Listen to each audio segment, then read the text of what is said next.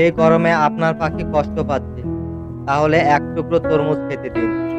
তরমুজে আছে 92% পানি।